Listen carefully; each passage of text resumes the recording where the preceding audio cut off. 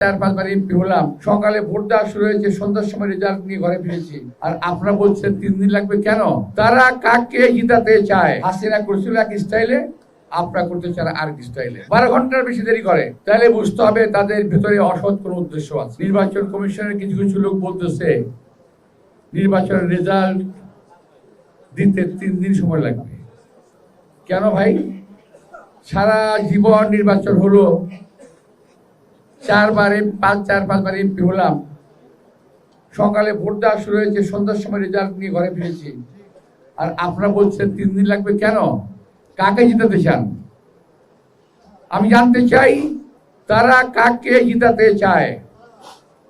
নির্বাচন কমিশনে এবং সরকারে এখনো কিছু কিছু লোক ঘাপটি মেরে বসে আছে, যারা এই দেশের স্বাধীনতা, সার্বভৌমত্ব, বাক স্বাধীনতা, গণতন্ত্র তাকে ভুলুণ্ঠিত করতে চায়। আমাদের সেই লোকগুলোকে বাছাই করতে হবে, এখন থেকে তাদের বিরুদ্ধে ব্যবস্থা নিতে হবে।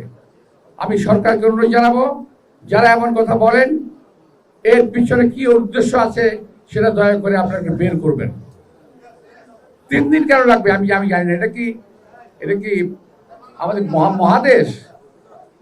আমাদের একটা দেশ, ছোট্ট একটা দেশ, সারা জীবন নির্বাচন করেছি, বিকালবেলা সন্ধ্যার মধ্যে ভোটের রেজাল্ট হয়ে গেছে।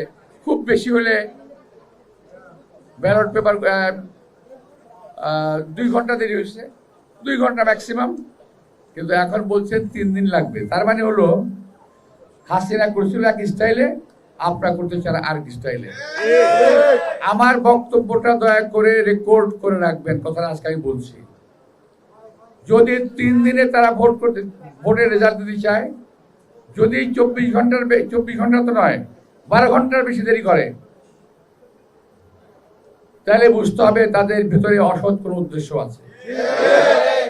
আমরা কোনো অসৎ উদ্দেশ্যকে প্রশ্রয় আমরা দেব না। দরকার পড়লে নির্বাচনের আগেই আমরা আন্দোলন গড়ে তুলব। কোন রকম অসভ্যতা, কোন রকম ফাইজলামির কারণে এই দেশের মানুষের অর্জিত গণতান্ত্রিক অধিকারকে আমরা কারো হাতে ভুলুণ্ঠিত হতে দেব না, কোনো আমলার হাতে ভুলুণ্ঠিত হতে দেব না।